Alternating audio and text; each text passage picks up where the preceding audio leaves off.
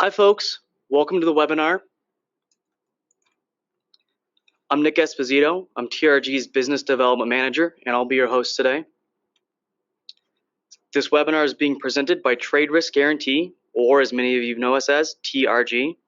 We're located in the heart of downtown Bozeman, Montana. If you're ever in town and you want to say hi, come find us on the second floor of the historic Rocking Iron Bar building. TRG operates on a direct-to-importer business model that is unique to the international trade community. As an important disclaimer, the information presented in this webinar is for information purposes only and is not intended and does not constitute legal advice.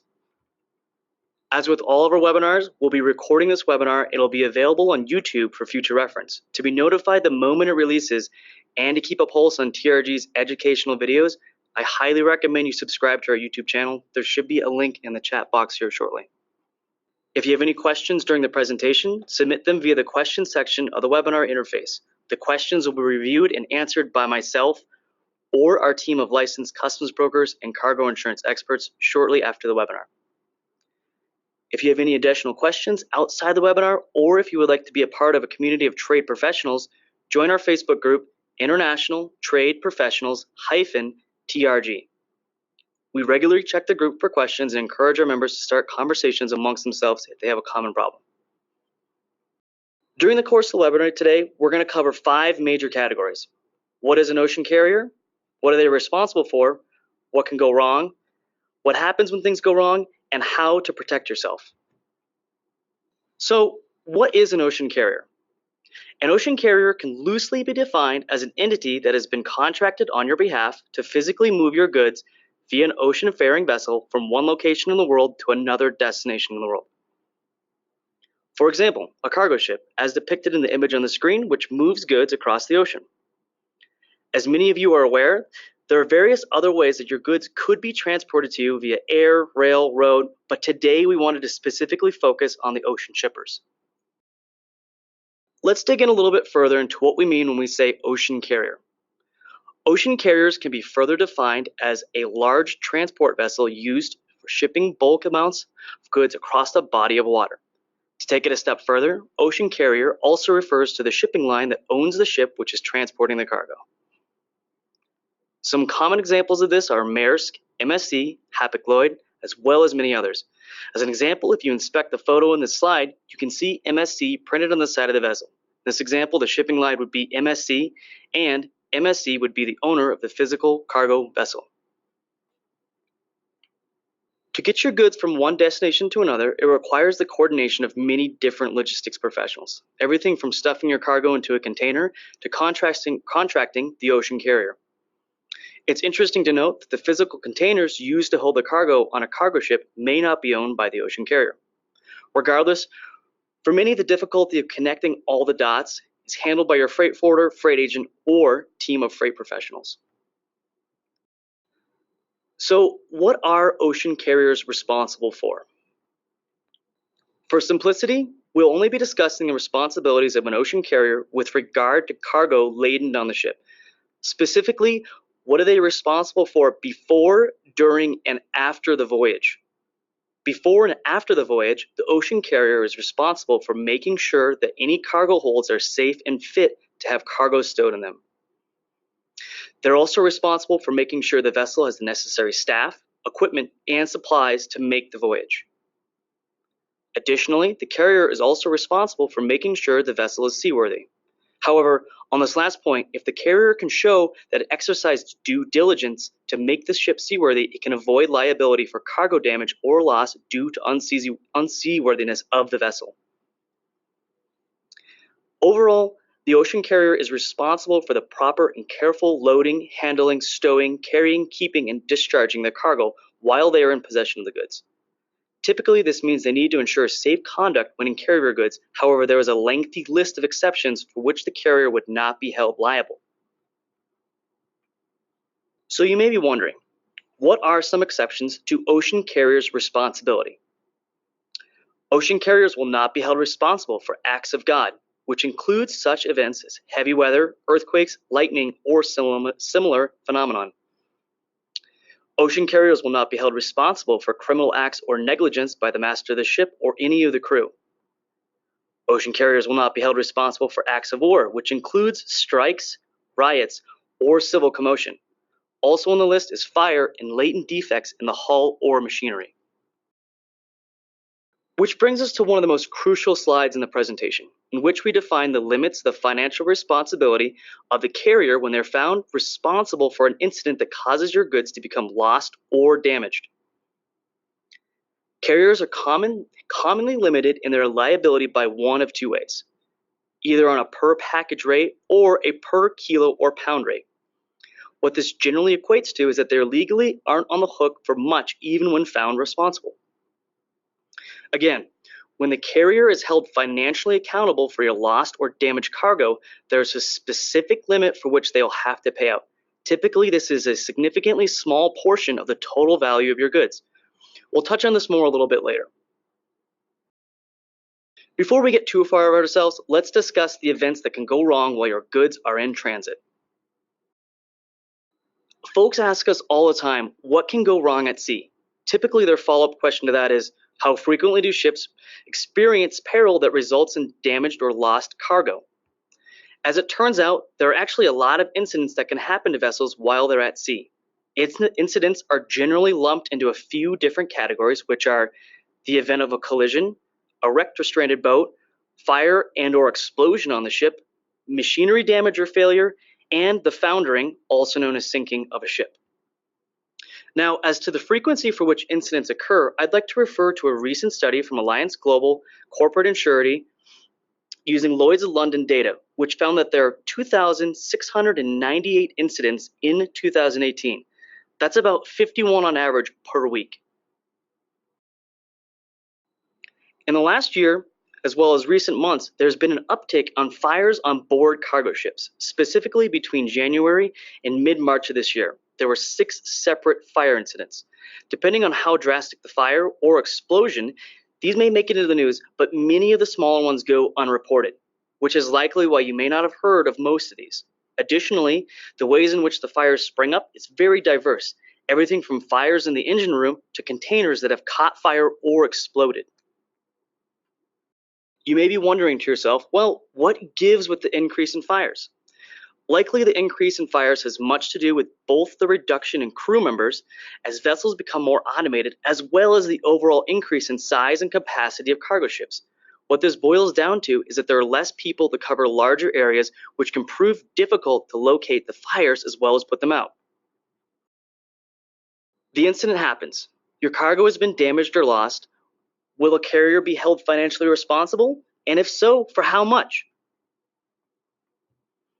If you recall from earlier in the presentation, we touched on what the ocean carrier is responsible for and briefly shared the ocean carriers have a limit to the amount they're liable for. Let's dig into that some more. First, let's start with an example that explores a carrier's limit of liability when they're operating off of a per package claim. Say you're bringing in a container of bricks that is valued at $5,000. An incident occurs and results in your goods being damaged, for which the carrier is held responsible. Additionally, the carrier has determined that the claim will be handled at a per package rate. The carrier determines that you have one container and decides that one container counts as one package. The carrier is now only liable for the max payout per package, which is $500.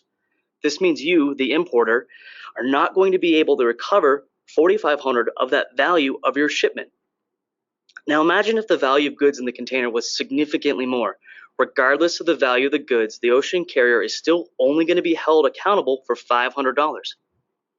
Again, it is crucial to note that when the per package rate is utilized, the package can be defined as an entire container full of cargo, and that the entire package is limited to a max payout of $500.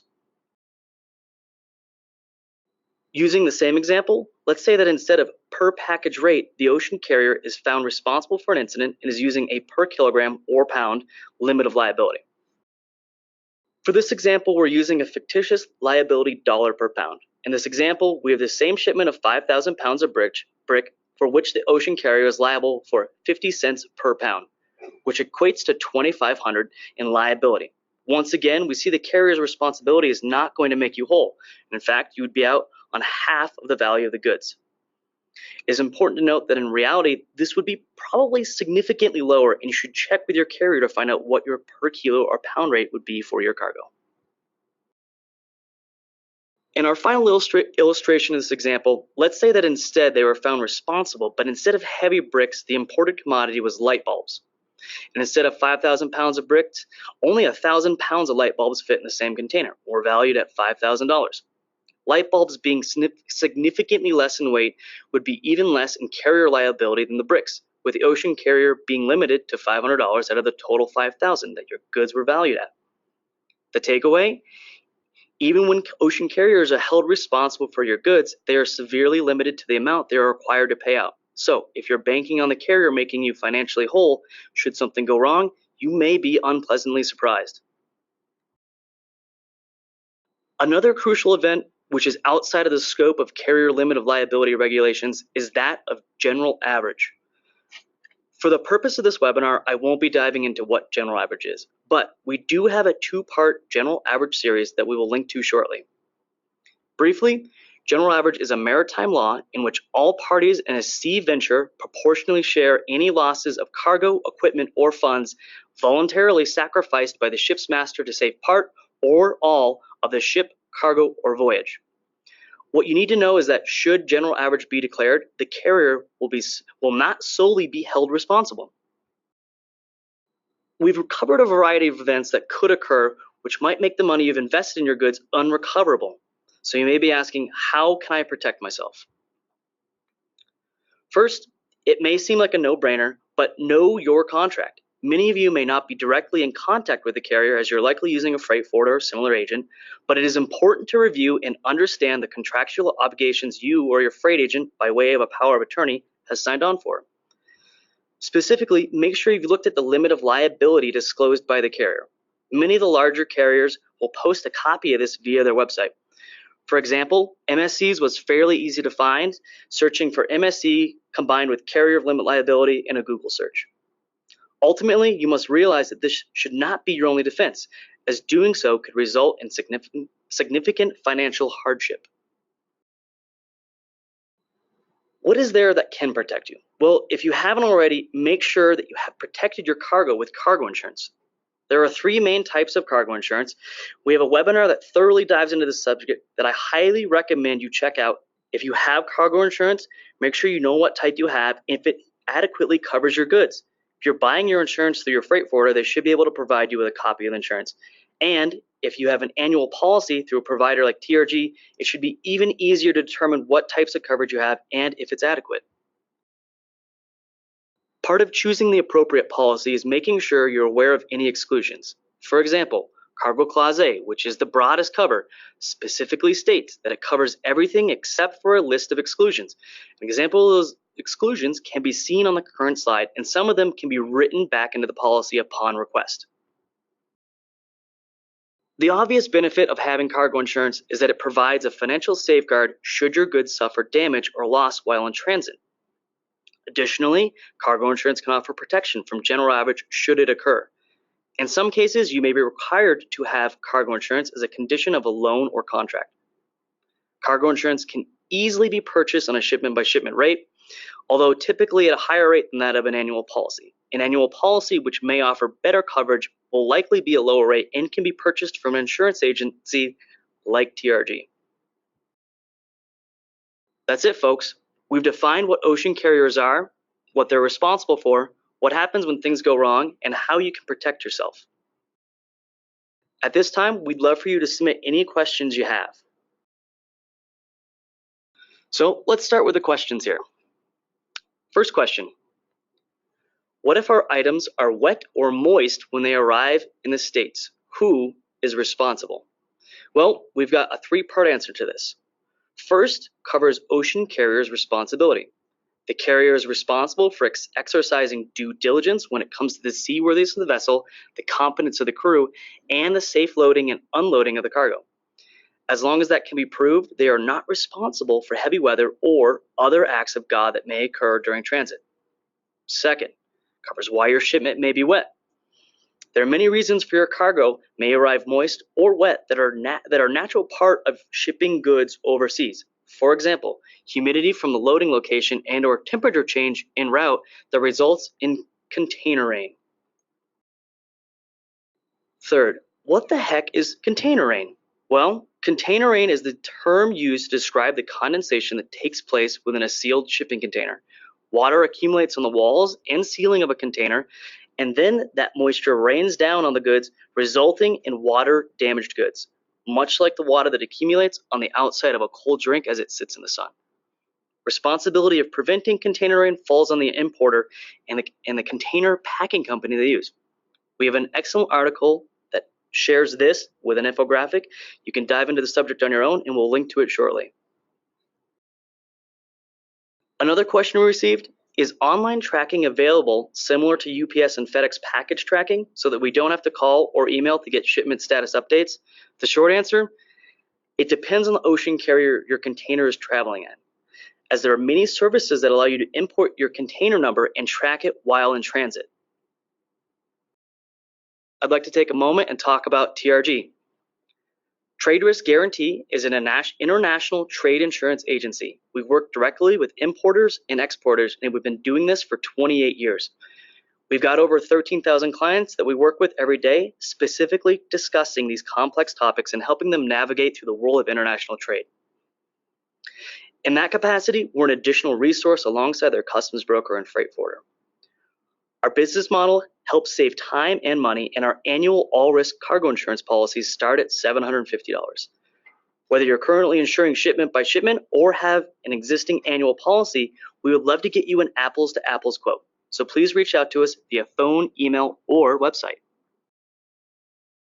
If you have any additional questions for us, please reach out to us. Contact info on the screen, or you can reach out to myself, nick.esposito at traderiskguaranty.com. That's nick.esposito